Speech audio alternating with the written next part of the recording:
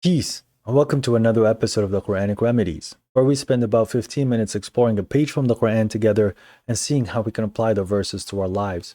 And hopefully, with God's permission, it helps us heal our brain, body, mind, and soul. So today we'll be reading from chapter 4, The Women, from verses 24 to 26. أعوذ بالله من الشيطان الرجيم. I seek refuge to God from the accursed devil. Bismillahir Rahmanir Rahim. In the name of God, the gracious, the merciful.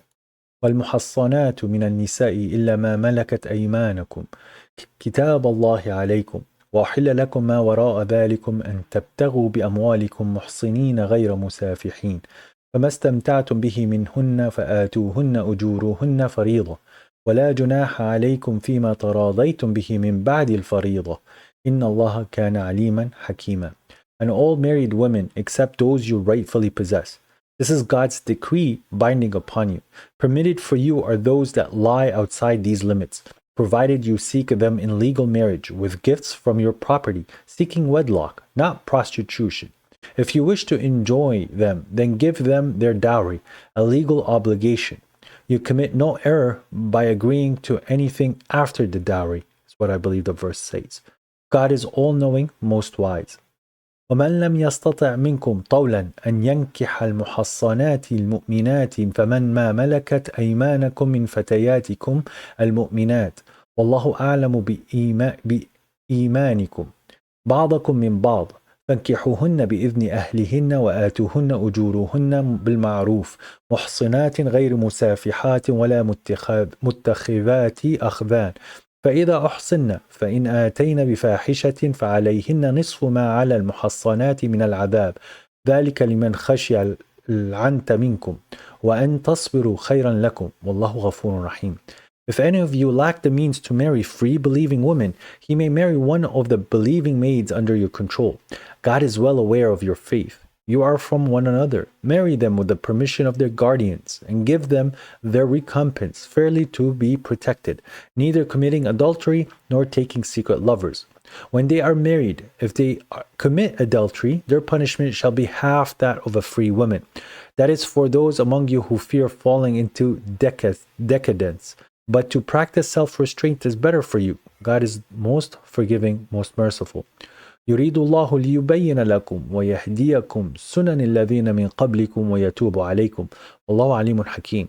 God intends to make things clear to you and to guide you in the ways of those before you and to redeem you. God is most knowing, most wise. صدق الله العظيم. God the Great said the truth. The verses here, the first verse is carrying on from where we left off yesterday in regards to who is forbidden for you in marriage. God gives us the categories which is considered incest, and the other category where it is not permissible because you've had relationships with the parent of the person that you might have some interest in. And then God here provides us one more restriction, which are married women. But there's an exception, and this exception usually gets people caught off by guard because of the problems of the similarities that people tend to fall into if they have deviation in their heart.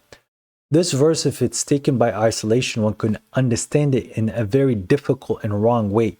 But the people who understand the Quran and in the intricacies of the Quran and understand the other verses in the Quran, they would not take this verse in isolation. There is a verse later where God talks about that when believing women migrated to where the Prophet was, which at that point was Al-Madinah, that for the Prophet to test them, and the people around the Prophet to test their faith. And if they are actually deemed as believing women, they are no longer permitted to go back to the disbelievers, the people that they were married to, the idolaters or the polytheists of that time. So these women have migrated already being married to a polytheist and a mushrik, or a polytheist or a disbeliever. And what ends up happening is that because they left their husbands, they are now under the care of somebody new, somebody else, a believer. And therefore, because God said that it's illegal for them to come back, they're being taken care of with men, by other men, yet they are still technically married. And you have the permission to marry these women, yet despite them still having this paperwork with somebody else, if that paperwork is still there. only due to the fact that these individuals that they were married to, they are no longer permissible to them because they came from polytheistic understanding. This is not in regards to the people of the book. This is not in regards to people who still believe in one God, but and maybe have signs of hypocrisy, but rather it's the people that say that there are multiple gods. Now, God is telling us that here that we are permitted anything beyond that. But being permitted outside of these limits, there are still other conditions that are imposed again in the Quran, that if you take this verse in isolation, that would say, well, permitted for you are those that lie outside these limits. And these limits here where we were talking incest and married women, okay, well, what if she's single and she's a polytheist? God has already decreed for us not to marry polytheists, and polytheists aren't legal for us. What if she's single and she is a Trinitarian Christian? This is not somebody that would be helpful to you in raising your children. So no, there is a lack of permissibility in certain individuals just because they're not fitting the limits here. Now, God is telling us that we should be intending proper marriage. There are, unfortunately, in this day and age where people understand the marriage as something that is supposed to be for sexual pleasure, and this sexual pleasure is a proper means or a proper justification for you to get married. Yes, there is the needs of men and women of having to take care of their sexual desires and sexual needs, but this is not. This should not be the objective on why you should be married either to more than one female, or on the other case for you to rush into certain relationships. Now, God is telling us that this marriage is how you should be conducting your business. It shouldn't be taken as secret lovers. You shouldn't be fornicating. You shouldn't be forcing or coercing somebody in marriage. And God here now is telling us something that's extremely important about the marriage, that it is your obligation, it is your duty to give the dowry to the wife. Now, something here that you start to realize as well is that the agreement that you have in regards to this contract that we call the marriage contract, you can have conditions and you can set in certain things that both parties are aware of what the other person is expecting right from the get-go. Now, we have the dowry that has to be agreed upon. This is an obligation. And then there's no blame upon what other things that you want to impose on each other in regards to either gifts that needs to be given. So for example, a girl can ask a dowry of $5,000 and she would like to also have a house in the future under her name. Yet having the house is not primarily or it does not need to be fulfilled for the marriage to be fulfilled. Yet the dowry is what needs to be fulfilled, which is the $5,000 for the marriage to commence. So having agreements on what else you want to offer and whatever comes beyond the obligation, that's fine. And changing these factors as long as the witnesses are aware, this is also fine. And when you have expectations from your wife and certain things that you would like, where it's not the things that are detailed in the Quran but are permissible in the Quran, you could also lay certain things out. So part of the agreement is that you would help me work in part of the business that you are trying to strive for, and that I want to see a commitment from you in that part, because I don't want you just to sit around and do nothing. I've married you because of your intentions and because of your motivation. I don't want the marriage to hinder that. This is something that you can clearly write at the beginning of your marriage contract so that the other person is aware of these agreements. And these agreements is truly why people want to come into marriages. Having a spouse is someone that's extremely important to your mission and to who you are. And having the right spouse is going to amplify who you are as an individual. But that spouse should be aware of what you're trying to achieve in your life and what you're trying to achieve for God, so that they would be in support of it, not in shock, nor are they people who are trying to pretend that they are with you, yet they are your enemies. And on the flip side, you as a husband, you should be aware of what your ambitions, of your wife's ambition or your fiance's ambitions is, so that you would know how to support her and know how to help her. And again, these should be laid out in the beginning. Now, God is telling us about certain situations where certain individuals, they don't have the ability to marry, yet their desire of having a companion or sexual desire is pushing them into problems. And it can cause them for them to even lose their religion if they meet with the wrong person and unfortunately fall into obscenities and immoralities without them having anything in place in regards to a marriage contract.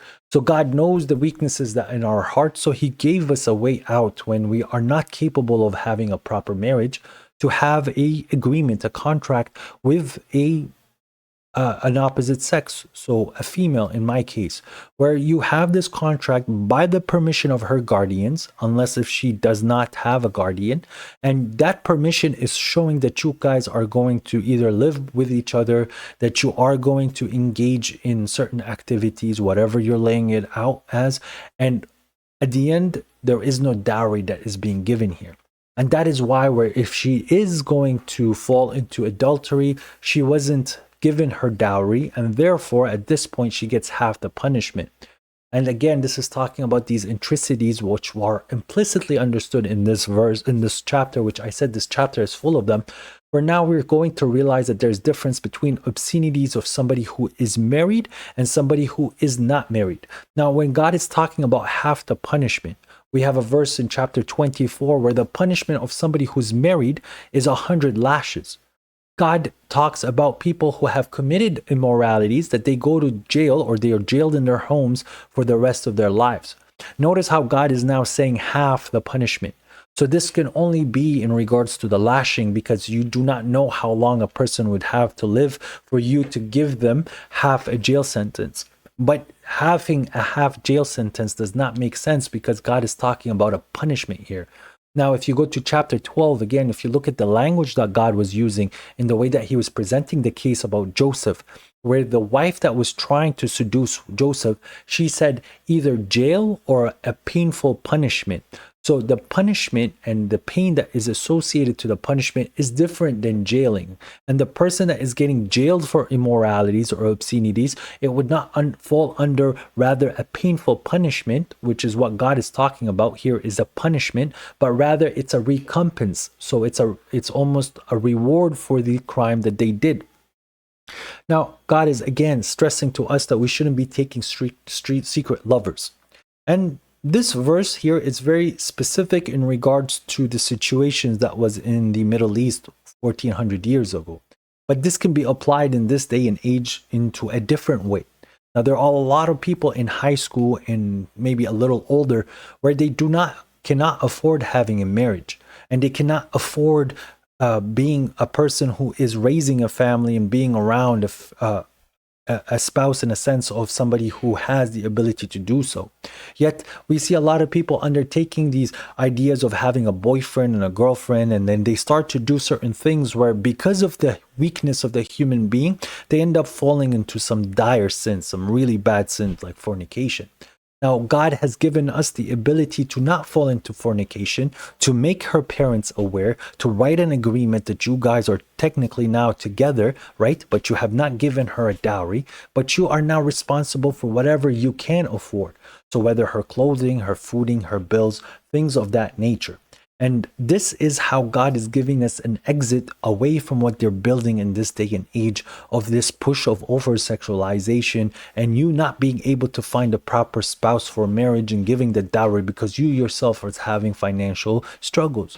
So there is ways and methods for us to approach, but God is telling us something that's extremely important at the end. That this approach is for people that are going to struggle in regards to their religion by breaking the verses of God or breaking the rules that God has set forth for us. And then they fall into the concepts of fornications and immorality and lewdness. And God is telling us to practice self-restraint is better. But this concept of having almost a girlfriend, which is properly documented and there is a contract and there is a witness and her parents or her guardians are fully aware, just like how you are also publicizing this relationship, this is permissible. And this is so that you do not fall in sin again. And God is forgiving and most merciful. Now, another word that is used in the final verse that we read today is the word sunnah, sunan, traditions, okay, or is the way of those before us. So when individuals want to approach us in regards to certain traditions and certain sunnah that they want to try to attribute it to the Prophet himself was being guided to the ways of the people that came before the Prophet, where there were proper marriage contracts and then there was side contracts, which we call mulk al-yamin in Arabic. Unfortunately, people started to understand that as slaves and having sex with slaves, which the verse here does not permit, because you need to have a marriage contract. You need to have that bonding contract in place with the guardians approving of it. So this is stuff that God has guided the Prophet to. these ways of who to marry, who not to marry, how marriage is supposed to be done, what can you do if you cannot afford marriage yet you are a person that's dealing with a few diseases in your heart, and how it should be approached in regards to the guardians and who her guardians are in regards to you as a person who's committing to such relationship. And God is guiding us so that we could try to redeem ourselves and to stay in the grace of God. God is extremely forgiving, extremely clement, and extremely understanding. He knows these problems that we have as human beings, and he knows the things that is going to pull us under. In this day and age, the idea of this mulkul yameen, or what your right hand possess, as people say, it is who you has an oath from you, or you are holding an oath from them. When you are making a commitment to a girl, whether it's your wife, whether it is somebody that you are committing to in public, these people have an oath with you. So technically your wife would fall under mulk al-yamin, but it is a step above, because now she is a spouse, a wife that has been given the obligation that God has ordered you to do so. She is now a full-pledged wife. While the people you have an oath with, but you have not fulfilled the obligation, you still have the exact same responsibilities that you have towards your wife if you had a wife. And you should not be intending to go for these secondary types of marriages when you've already had a proper marriage. These secondary types of marriages where there is no dowry given, it is for people who cannot afford to give a dowry as a first marriage.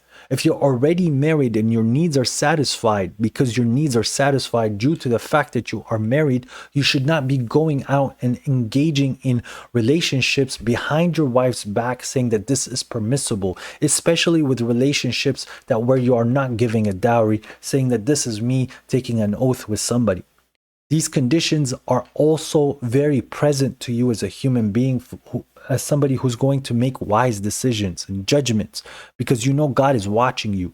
I cannot pretend that I cannot give her a dowry because I already have a wife, and I shouldn't be giving more money to another girl, and all I want to do is have a sexual relationship with her, and kind of telling their parents, kind of not telling their parents, and at the end paying for nothing.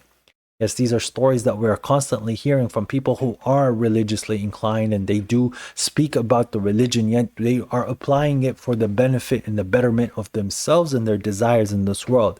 This is not what God is telling you that is permissible. God is telling you on how to deal with yourself as a human being and with the weaknesses that we have when it comes down to relationships and sexual activity. God has given us a way so that we stay purified. And if people utilize what's in the Quran and not worry about what's in the society, you find yourself in a position where you still find God's grace and you still find God's mercy, and you still find yourself under the guidance of God, despite the society not agreeing with it. And with that said, I really hope you guys are enjoying these. All praise to God, the Lord of the worlds, and peace be upon you.